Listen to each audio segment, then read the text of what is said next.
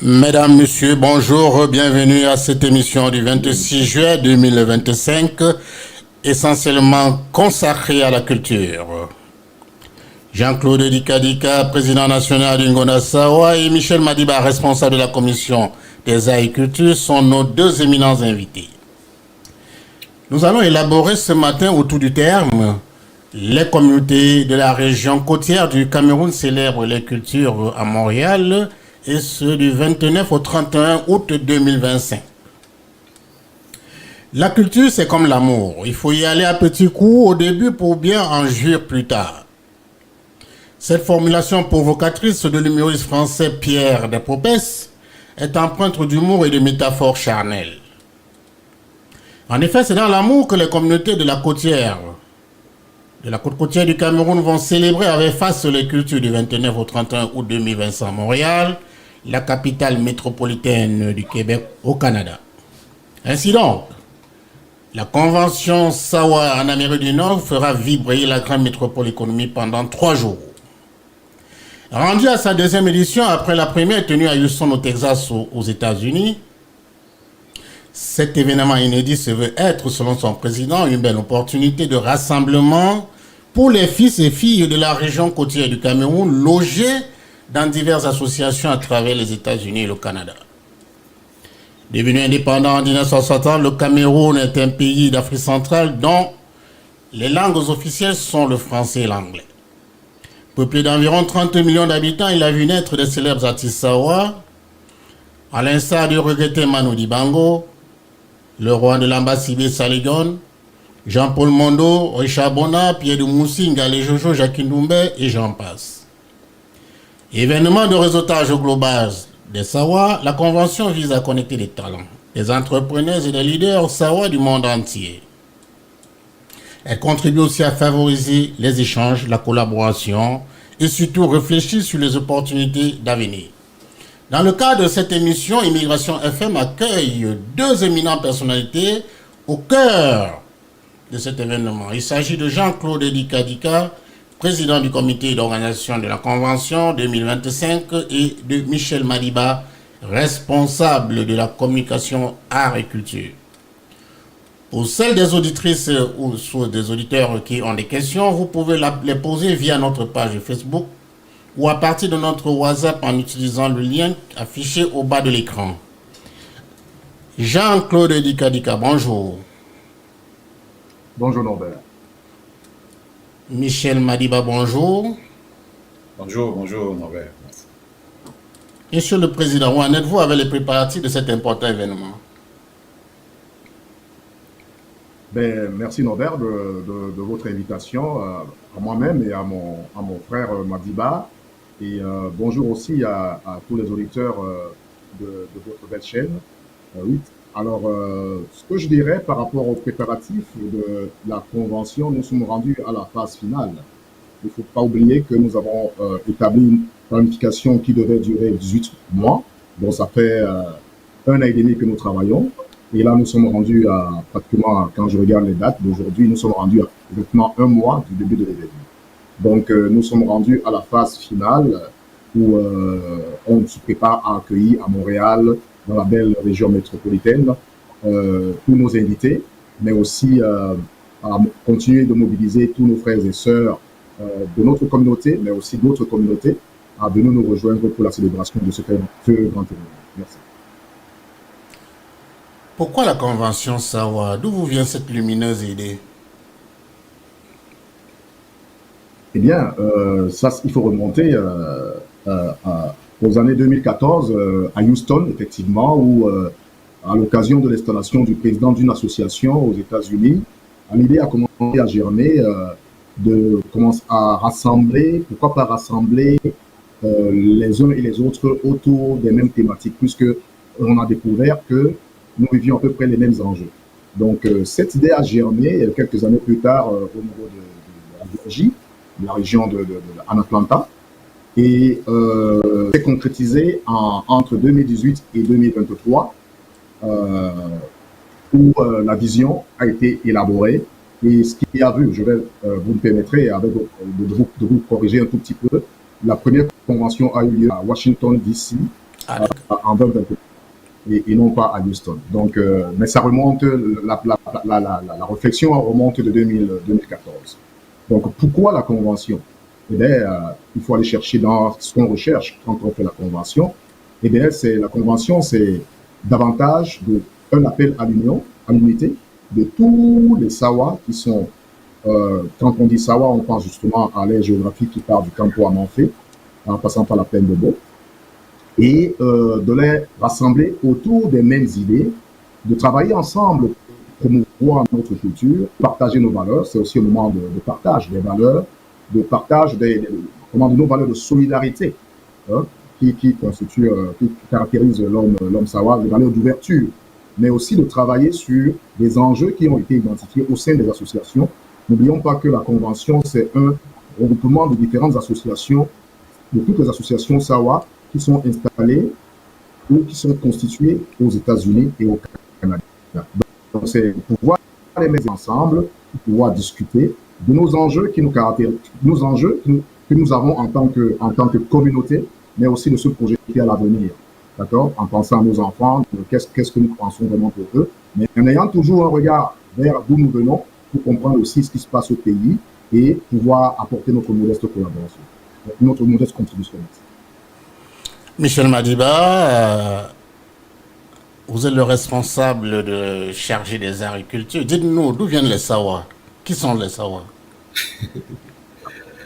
Merci beaucoup, Norbert. Merci encore pour l'invitation. Merci à tous les auditeurs et les télé, Facebookers qui nous suivent. C'est un grand plaisir de partager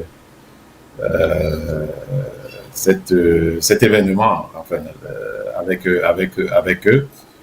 Avant de répondre à ta question, je vais ajouter juste quelque chose en ce qui concerne effectivement ta première question, celle que tu as posée au président national et au président du commissaire d'administration, mon frère Dika, c'est qu'en réalité, il faut comprendre que les grands bouleversements géostratégiques qui bouleversent, qui touchent le monde aujourd'hui, touchent aussi les communautés, les petites communautés.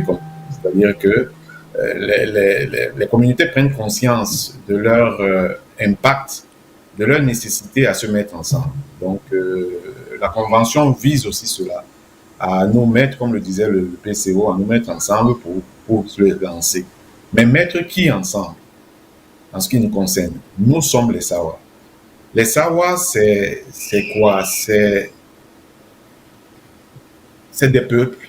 C'est des peuples qu'on trouve au Cameroun, dans la région côtière du Cameroun, qui va, disons, ceux qui savent un peu, au niveau du golfe de Guinée, qui va de Campo jusqu'au niveau du golfe de Guinée, en passant par la plaine de Mbo. C'est toute cette population longée le long de la côte et aussi à l'intérieur, parce que nous trouvons pas seulement les Sawa au niveau des côtes. Avec les migrations qui sont passées, on retrouve aujourd'hui les Sawa aussi à l'intérieur du pays. Donc les Sawa, c'est un rassemblement de différents peuples autour d'un historique commun, autour des us et coutumes, au cours des traditions communes qu'on retrouve autour de ces peuples-là. Donc c'est un peu ça en réalité les Sawa. Ils sont installés au Cameroun, mais comme on le sait, suite à la balkanisation que notre continent a subi, il y a une partie de ceux qu'on pourrait appeler les frères des Sawa qui se retrouvent dans les pays riverains comme le Gabon, comme le Congo, ou le Congo-Kinshasa ou le Congo-Brazza. Donc c'est un peu ça. C'est une grande communauté qui est aujourd'hui prépondérante au Cameroun.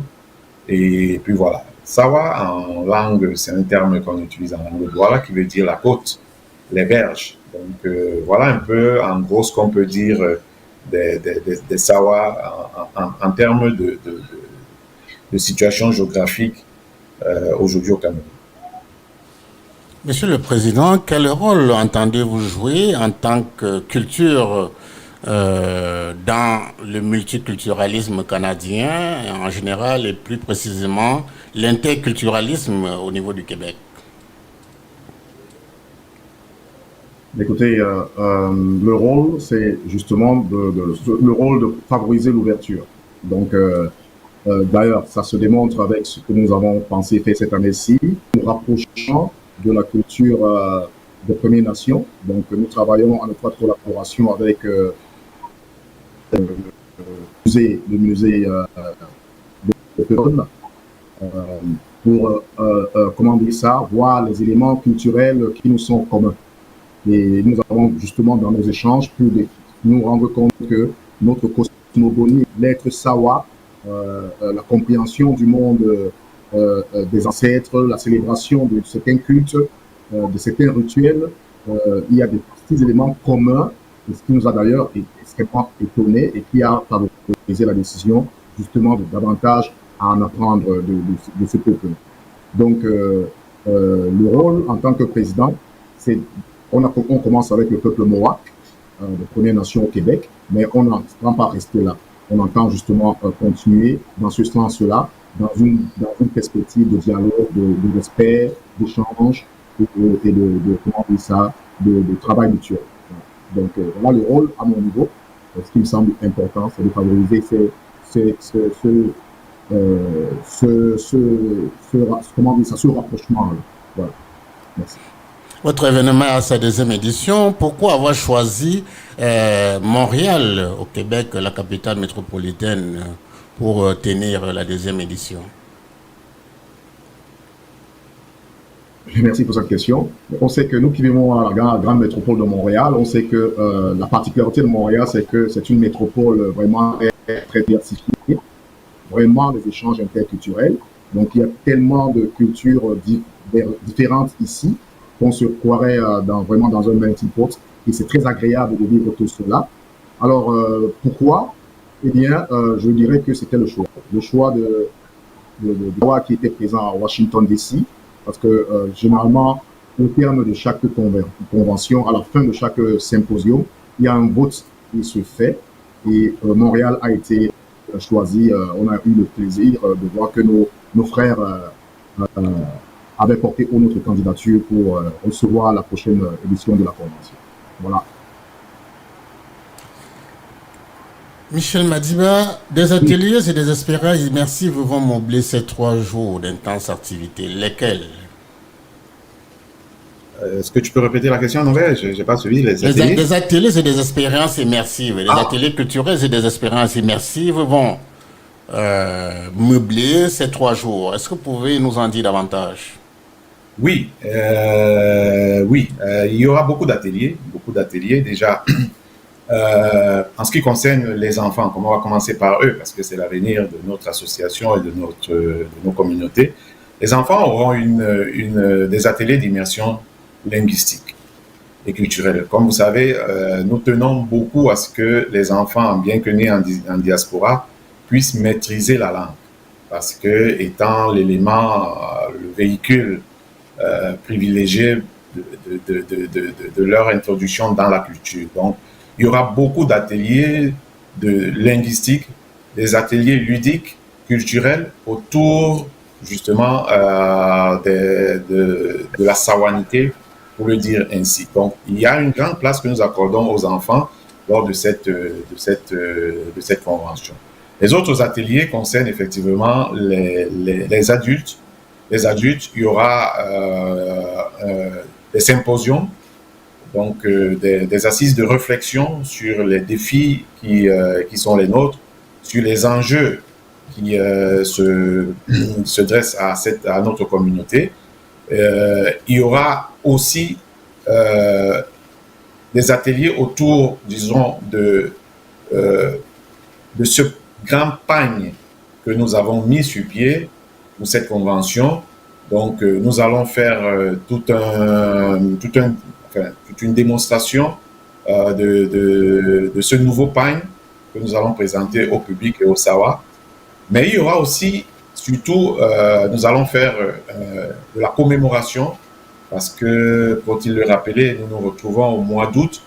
Et le mois d'août, pour nous, les Sawa, revêt un intérêt particulier parce que c'est le mois où nos martyrs Sawa, pour la plupart, ont été assassinés par l'administration coloniale allemande à l'époque, en 1914. Donc, il y aura toute une série d'activités autour de cette commémoration-là, on va se souvenir d'eux. Et donc, voilà, bien évidemment, il y aura les festivités. Beaucoup de groupes et d'associations culturelles vont essayer de prester, de montrer, n'est-ce pas, au grand public les valeurs artistiques et musicales de notre communauté. Nous aurons des invités d'honneur dans ce sens-là, en termes de musique. On pourra peut-être en parler tout à l'heure. Donc, c'est tout un éventail, c'est tout un palier d'activités et je pense que le public qui sera là aura l'embarras de choix. Le programme est assez outillé. Voilà, donc c'est un peu ça en gros. Et surtout, la cerise sur le gâteau, c'est cette grande conférence que nous allons organiser autour de la thématique qui a été choisie cette année. Et nous avons invité un généalogiste, un ethnosociologue qui va essayer de rentrer en profondeur pour faire comprendre aux uns aux autres effectivement d'où viennent les Sawa, mais et surtout quels sont les liens qui les unissent et qui nous poussent qui devraient d'ailleurs nous pousser encore davantage à cette unité. Donc voilà un peu en gros les activités ou les ateliers que nous allons mener pendant ces 3 jours. Ce sera 3 jours pleins et vraiment on invite tout le monde. J'aimerais aussi ajouter que le président l'a dit tout à l'heure, cette ouverture des Sawa de naissance d'ailleurs va aussi se démontrer ici lors de la convention avec la présence autour de nos chefs, des chefs des premières nations du Canada, de Montréal, donc qui seront là avec nous et avec qui nous allons avoir beaucoup d'échanges culturels. Donc voilà un peu en gros ce qui se dessine, ce qui se prépare. Oui, Michel, tu as parlé tout à l'heure de la place des enfants dans le cadre de cet événement, de ce grand rassemblement. Oui. Jean-Claude, et la place des femmes? Mais les femmes occupent une place de premier rang, je dirais, dans ce sens que nos décisions sont basées avec comment dire ça, de manière concertée. Alors, les femmes sont d'ailleurs organisées, elles ont un groupe, je dirais pas distinct, mais elles font également partie du grand ensemble. Les femmes, dans le rôle, dans l'éducation de nos enfants, de notre progéniture, donc dans certains de ces ateliers-là, elles sont impliquées. On sait chez nous que c'est la femme qui tient le foyer et qui donc est basée l'éducation de l'enfant. Donc la transmission des valeurs passe davantage avec l'interaction que la femme avec la progéniture. Donc elles jouent un rôle de premier rang. Elles sont là à aider au processus décisionnel de tout ce qui se passe comme préparation de la convention. Et au-delà de ça, bien au-delà de ça. D'ailleurs, le choix de certains de nos acrobates est fait par des femmes. Le choix de tout ce qui porte sur la décoration, c'est vrai que les hommes influents de temps à autre, mais c'est elles qui lead un peu ces différentes commissions-là. Et on les verra vraiment à l'œuvre, que ce soit pour la dernière journée de célébration au niveau du parc, avec le barbecue. C'est elles qui ont tout apprêté, qui apprêtent tout. Alors, franchement, on est fiers d'avoir des sœurs et des femmes qui tiennent ce rôle-là. Je les remercie d'ailleurs, je profite de cette occasion pour les remercier.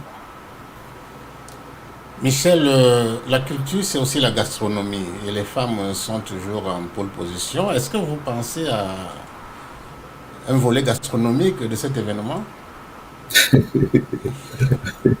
Merci beaucoup, Norbert, pour cette question.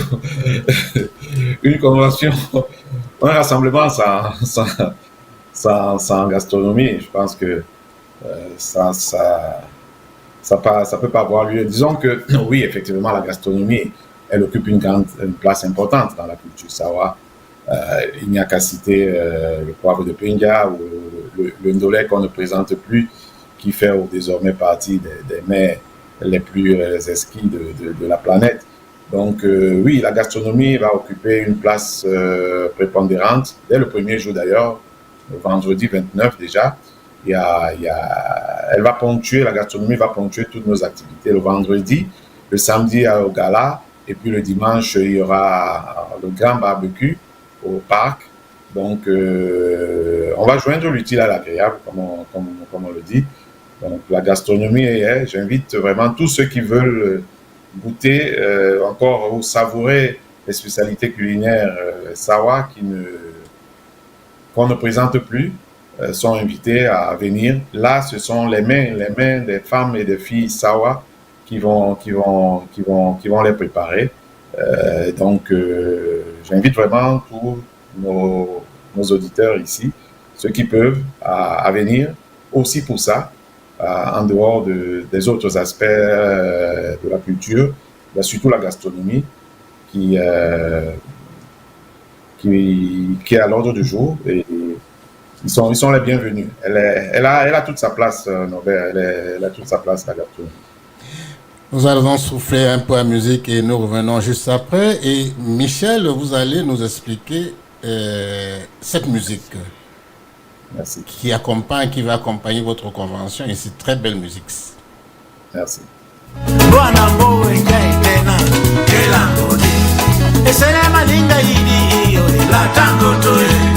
Esele bosinga idi iyo ela tango toe. Esele libena idi iyo ela tango toe. Esele mitango idi iyo ela tango toe. Esele misosi idi iyo ela tango toe. Esele itaba idi iyo ela tango toe. La tango toe iyo ela tango toe. La tango to bisape di bole mandene. La tango toe, io e la tango toe. La tango to, mi sapedi bole mandene. La tango toe, io e la tango toe. La tango to, mi sapedi bole mandene. La tango toe, io e la tango toe. La tango to, mi sapedi bole mandene. Dipende tu vedi guarda. Mi sapedi bole mandene. Dipende tu vedi guarda. Mi sapedi bole mandene. Sapedi bole mandene, mi sapedi bole mandene, mi sapedi bole mandene, mi sapedi bole mandene, mi sapedi bole. Auditrices, auditeurs à travers le monde, vous êtes sur Immigration FM, radio émettant depuis Montréal au Canada. Dans le cadre de notre émission hebdomadaire de ce samedi 26 juillet 2025, nous recevons deux éminentes personnalités culturelles, Jean-Claude Dika, président national du Ngonda Sawa, et Michel Madiba, responsable de la communication des arts et culture. Le thème de cette émission tourne autour des communautés de la région côtière du Cameroun qui célèbrent leur culture à Montréal du 29 au 31 août 2025. Michel, parlez-nous de cette belle musique qui sonne comme l'hymne de votre convention. Oui, merci Norbert. Cette musique, elle sied exactement très bien à la convention. Je pense que j'en profite pour le redire aussi un merci à notre frère Eyoum qui a eu cette inspiration-là de nous sortir lors de la première édition de la convention, cet opus, comme je le disais, qui sied exactement très bien à l'esprit que les pères, les fondateurs de cette convention, les initiateurs de cette convention ont bien voulu. C'est une musique qui parle effectivement de l'unité, un appel que le frère, un cri de cœur que le frère lance à la communauté, à ses frères et ses sœurs, à se réunir, à être ensemble, à travailler ensemble. Et c'est dans cet esprit que depuis la première convention, nous travaillons. Je pense que pour ceux qui comprennent les mots, effectivement, c'est ce que ça veut dire. L'essence, c'est de dire aux frères Sawa partout dans le monde que ça bouge, il faudrait que nous nous mettions ensemble. Il faudrait que nous nous mettions ensemble, il faudrait cette unité-là pour travailler ensemble. Il faudrait comprendre que nous sommes un même peuple, même si aujourd'hui nous sommes éparpillés. À un moment donné, il va falloir comprendre que nous devons travailler ensemble. Donc, c'est une musique, comme je le répète encore, qui est très très bien à l'esprit de la convention. La convention a cette prétention de vouloir mettre tout le monde ensemble et faire comprendre à chaque fils et à chaque fille Sawa, où qu'il soit, qu'il compte pour sa communauté et qu'il doit se mettre au service de sa communauté pour son émergence, pour qu'on affronte ensemble les problématiques, les enjeux et les défis qui se présentent à notre communauté. Donc, voilà un peu l'essence de cette musique-là. Elle va nous accompagner, je pense qu'elle va nous accompagner encore pendant longtemps lors des prochaines conventions. C'est quoi le titre? Le titre, c'est Etubende Etubi Duoto. C'est-à-dire? Donc, c'est-à-dire que si on veut l'interpréter, c'est ensemble qu'on construit. C'est dans l'unité qu'on construit. Donc, c'est ça. Le président a sûrement quelque chose à ajouter? Oui, en fait, mon frère Madiba l'a déjà dit, c'est un appel à l'unité, je ne vais pas revenir là-dessus. Et bien évidemment, cette musique va nous accompagner là aussi pour les prochaines conventions.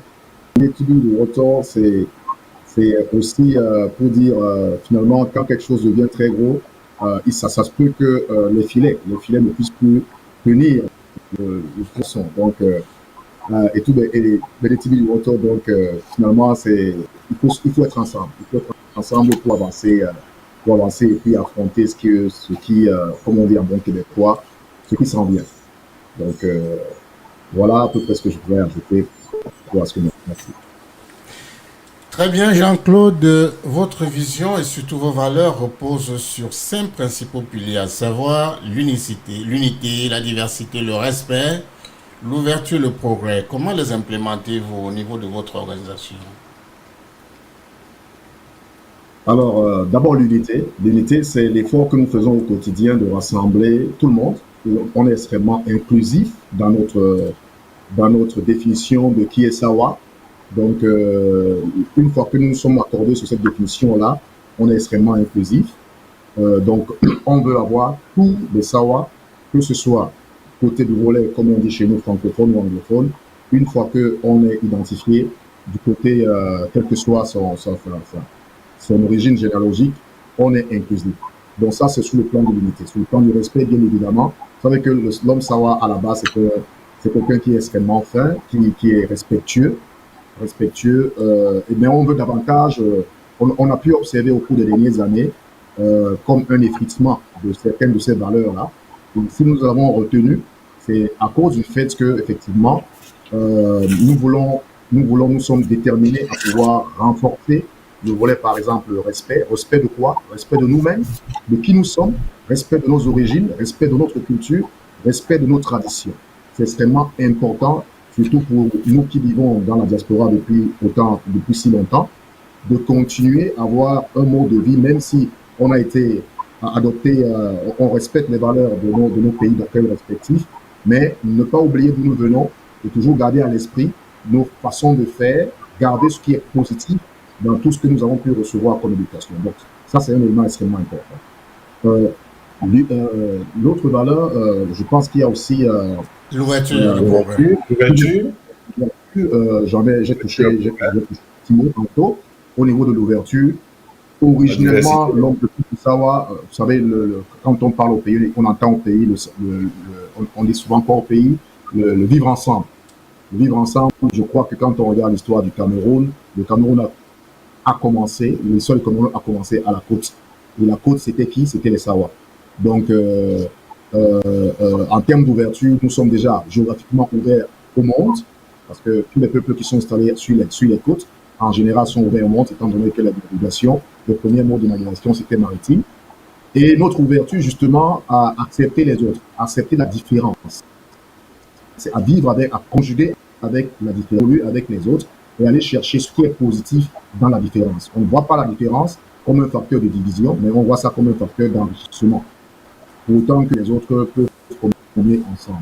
C'est d'ailleurs pour cela que nous avons pensé que ici, au-delà des peuples, au-delà d'autres cultures, d'autres frères camerounais qui sont là, nous sommes capables d'aller chercher plus loin. Nous sommes capables de s'ouvrir et donc de nous inscrire dans ce dialogue culturel mondial pour, comment on dit ça, embrasser ou alors participer à cet héritage commun qu'est la culture dans le monde. Parce que quand on parle culture dans le monde, finalement, on parle de la même langue, on parle le même langage. Voilà à peu près nos efforts, ce que nous sommes en train de faire pour matérialiser ces valeurs-là. On les dit au quotidien, ce n'est pas des 20 mots, on essaie de les implémenter dans notre quotidien. Effectivement. Oui, est-ce que Michel a quelque chose à ajouter? Non, je voulais juste ajouter, peut-être le président y est passé très vite, c'est cette ouverture-là qui nous a effectivement permis aujourd'hui d'aller chercher les Premières Nations. Les Premières Nations, parce que nous nous sommes dit que très souvent, lorsqu'on immigre dans un pays, on va vers l'administration, vers, disons, l'administration officielle. Et on oublie toujours, et le Canada a cette particularité, que le Canada a été fondé par des autochtones, par les Premières Nations. Donc, compte tenu de notre héritage culturel de peuple d'ouverture, nous nous sommes dit, pourquoi ne pas aller vers eux, vers ces personnes-là, ces gens-là qui ont accueilli tout le monde. Mais qu'est-ce que vous avez de commun? Nous avons, d'ailleurs, et voilà, et c'est là où nous nous sommes retrouvés d'ailleurs avec eux. Nous avons en commun, effectivement, ce symbole, ou alors cet élément très symbolique qui est l'eau. Nous avons en commun l'eau. Et ça nous avons été très surpris de voir que, en termes, au niveau de la spiritualité, ces personnes-là, ils ont ces autochtones, les divinités que nous. Je ne vous cache pas mon étonnement lorsque, pour la première fois, nous les avons rencontrés et ils nous ont parlé des Nyingu ou des divinités aquatiques que nous avons aussi chez nous. Donc, on s'est retrouvés très, très vite avec eux. On s'est dit, voilà, je pense que c'est une très, très grande chose que nous travaillons ensemble, que nous montrions effectivement au monde que quand on parle de culture, on se retrouve tout de suite. On a eu l'impression que c'est la rencontre des eaux qui se faisait lorsqu'ils nous ont parlé de ça. Et on s'est dit, c'est une très, très bonne chose. Donc, on s'est projeté en se disant, voilà, c'est peut-être le Vouri qui rencontre le Saint-Laurent. Pourquoi pas? Et nous, comme convention, nous jetons le pont entre ces deux fleuves mythiques. Donc, c'est un peu ça. En réalité, c'est cet esprit d'ouverture-là qui nous a amenés vers eux. Et nous sommes très, très contents. Et je continue à dire aux gens, aux autres, venez voir un peu comment des peuples géographiquement éloignés peuvent se retrouver d'une manière ou d'une autre au sein vraiment d'un même symbole qui est l'eau, comme je le disais. Est-ce que vous avez un projet de les amener visiter le Cameroun, par exemple? Les chefs sont en train de se préparer à cela, c'est-à-dire que lors de l'exposition au musée des Autochtones, il est prévu, disons, un tête-à-tête entre nos chefs et les leurs. Et je pense que les bases d'une coopération dans ce sens vont être jetées et on va beaucoup encourager cela, nous, en tant qu'organisateurs de la convention. On va entretenir nos chefs avant leur rencontre pour qu'on aille vers cette coopération-là. Je pense que ce serait une très, très bonne chose que, après la visite de nos chefs ici, qu'ils soient eux aussi invités. Peut-être, pourquoi pas au Ngondo, lors de notre fameux Ngondo, qu'ils soient là, qu'ils essaient de voir. Parce que je vois déjà que le Ngondo le fait déjà avec les autorités traditionnelles africaines. Donc, pourquoi ne pas aller au-delà de l'Atlantique? Je pense que c'est une avenue qu'on va certainement leur demander. Vous allez explorer. Explorer, effectivement. Parlons des invités d'honneur, Monsieur le Président. Tout à l'heure, Michel parlait des chefs supérieurs qui seront présents à votre événement. Quels sont ces invités d'honneur que vous attendez? Alors, merci Norbert. Les invités d'honneur que nous attendons, déjà, il y a les autorités traditionnelles, pour commencer par elles. Celles qui sont déjà confirmées, on peut confirmer la présence à Montréal du docteur Sa Majesté Royale Ndele, chef supérieur des Bakori de Boya, qui sera parmi nous. Il y a également une deuxième confirmation que nous avons eue de Sa Majesté Ebumbu Jean-Yves Douala-Mangabel, du canton, chef supérieur du canton de Manjok, qui sera aussi des nôtres. Il y a une troisième majesté qui a confirmé aussi son déplacement. C'est Sa Majesté le chef supérieur de Bakoko Vouri, Eric Jamil Songuet, qui sera également avec nous. Et à côté de ces chefs, il y a une panoplie d'autres chefs là, de troisième degré que je n'aimerais peut-être pas pour l'instant. On est en train de travailler avec eux pour leur faciliter certaines procédures administratives. Donc voilà au niveau du volet administratif, au niveau traditionnel, pardon. Alors sur le volet administratif, il y a déjà au Canada, ici à Montréal, la ville de Montréal qui va être représentée à l'événement. Il y a aussi le Haut Commissariat du Cameroun qui sera représenté. Nous avons aussi une invitation, mais qui reste à être confirmée. On attend la confirmation de la présence du représentant permanent du Cameroun auprès de l'OACI. L'invitation est partie. Nous avons comme aussi invité d'honneur qui a confirmé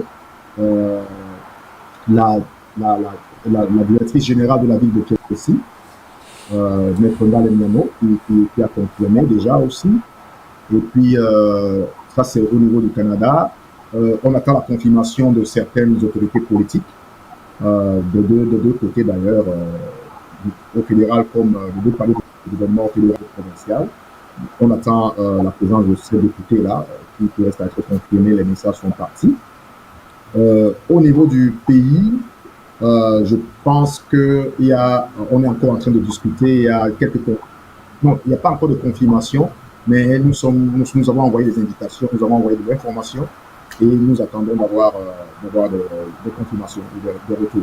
Il y a eu quelques retours, mais ça reste à travailler parce qu'il y a des enjeux au niveau de l'État.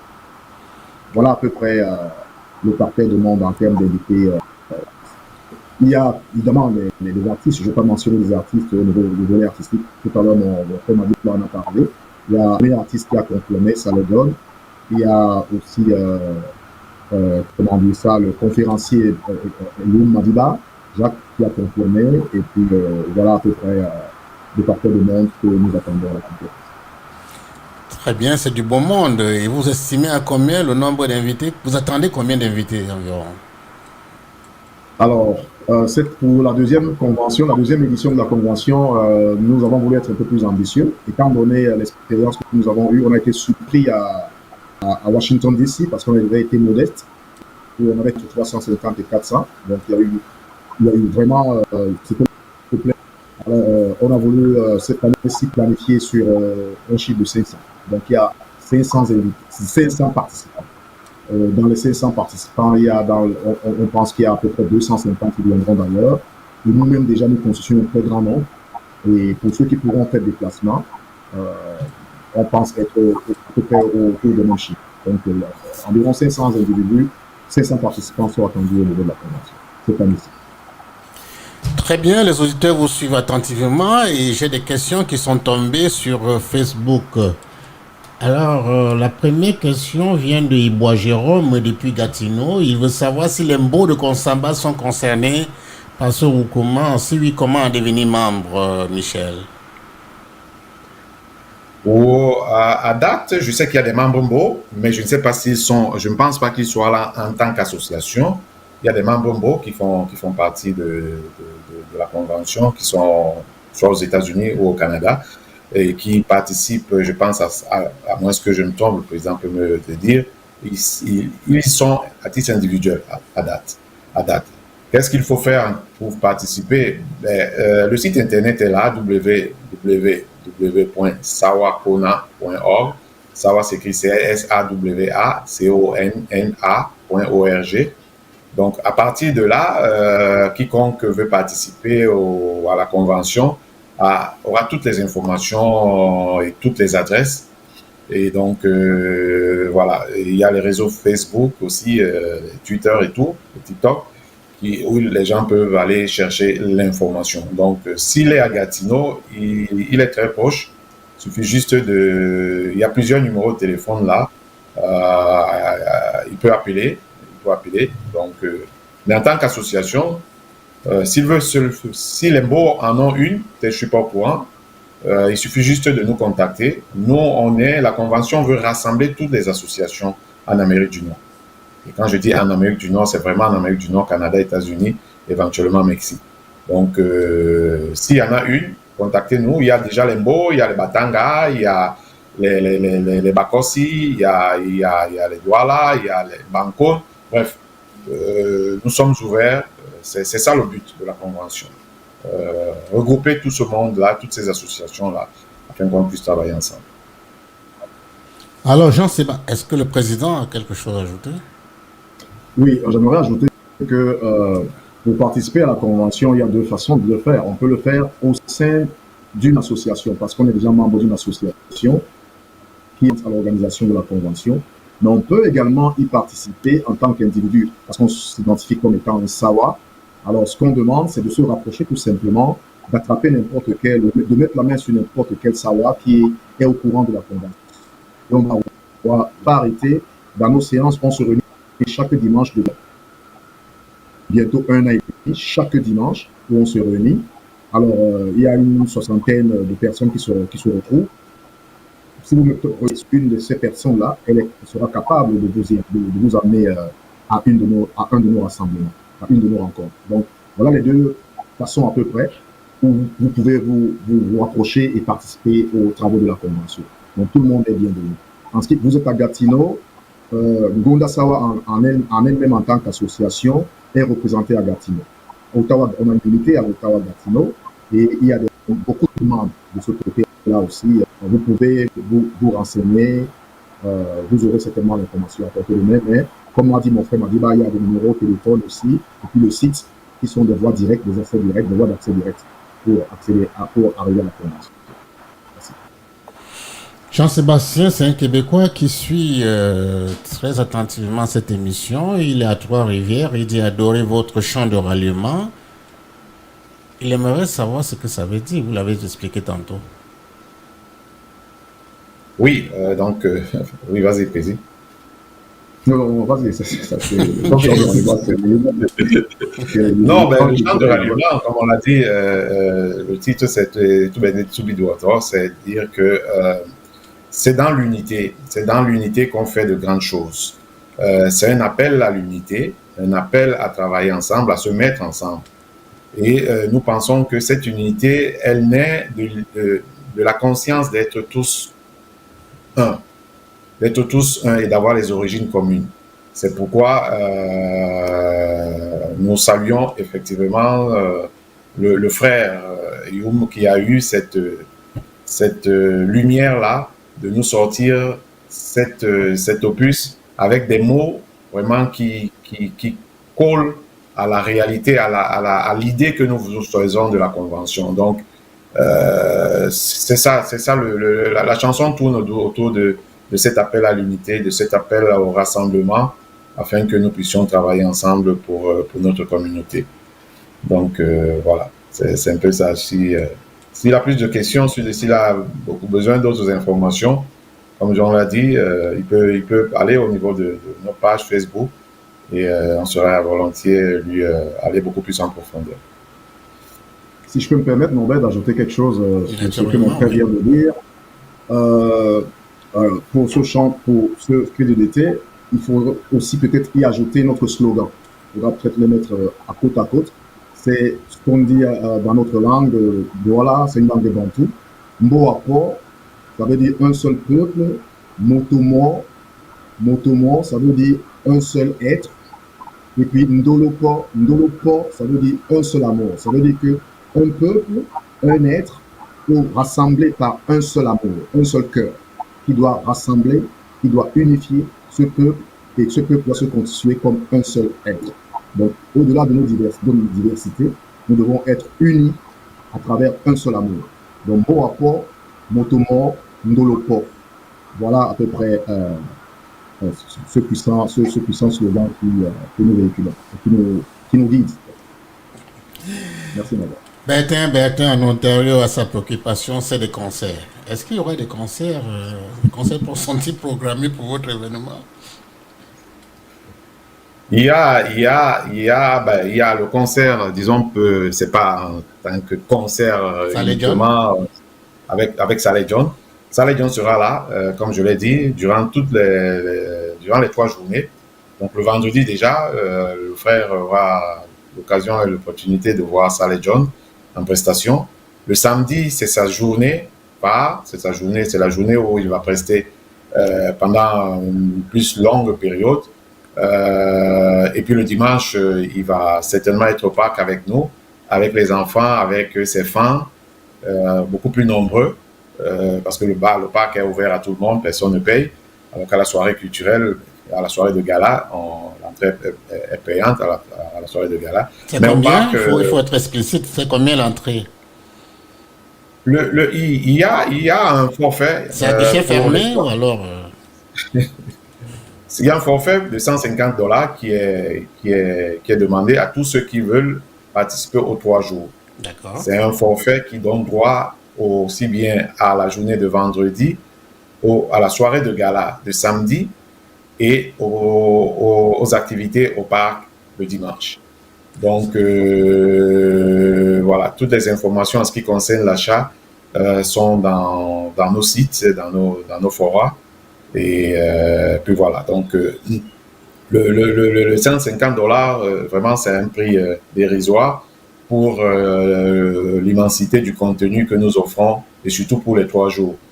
Donc, mais quiconque veut juste participer à la soirée de gala peut toujours payer ces $150 et se présenter. Mais comme je le disais, le $150 vous donne vraiment quoi à 3 jours de participation. Il y aura certainement d'autres choses à acheter, tout n'est pas gratuit, mais au moins au niveau de la soirée de gala, avec vos $150, vous avez droit à la bouffe et à la boisson que vous trouverez sur les tables déjà posées. Donc, c'est pas grand-chose pour ce genre d'événement. Je pense que tout le monde pourra trouver son compte. Alors, il y a tellement de questions qui nous tombent au fur et à mesure. Moukouri, il est à Montréal et il dit « Je suis Dinfissawa, habitant à Montréal, j'aimerais assister à cet événement. Comment faire ?» Si simple que ça. Oui, vas-y, président. Non, aussi simple que ça, c'est Moukouri, c'est d'aller dans le site très rapidement. C'est le www. Sawakona.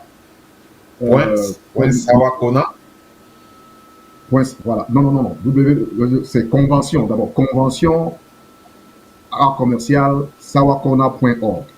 Donc, dans ce site-là, tu peux trouver toutes les informations pour les contacts, pour les personnes qu'il faut contacter clés pour participer à l'événement. Et même les moyens de paiement, ainsi de suite. Donc, si ce n'est que pour participer à l'événement, tu pourras trouver toute l'information au niveau du site. Et on a aussi une page Facebook. Si tu es sur Facebook, tu pourras aller chercher Convention Sawa Montréal 2025. Tu vas retrouver, et là aussi, tu trouveras toute l'information pour participer à la convention. Donc, voilà. Banda Clément, qui est aussi à Montréal, il faut savoir s'il y a au programme, y a-t-il des activités éducatives? Je crois que Michel l'a déjà répondu à cette question. Oui, il y a beaucoup d'activités éducatives, aussi bien pour les enfants que pour les adultes. Et je disais tout à l'heure, il y a la commémoration des martyrs, il y a comment dire ça,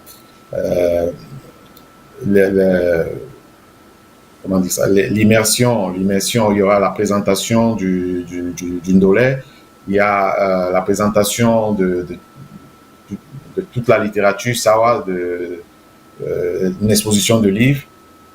Il y aura pour les adultes, on va aussi travailler sur les origines du Ndolé.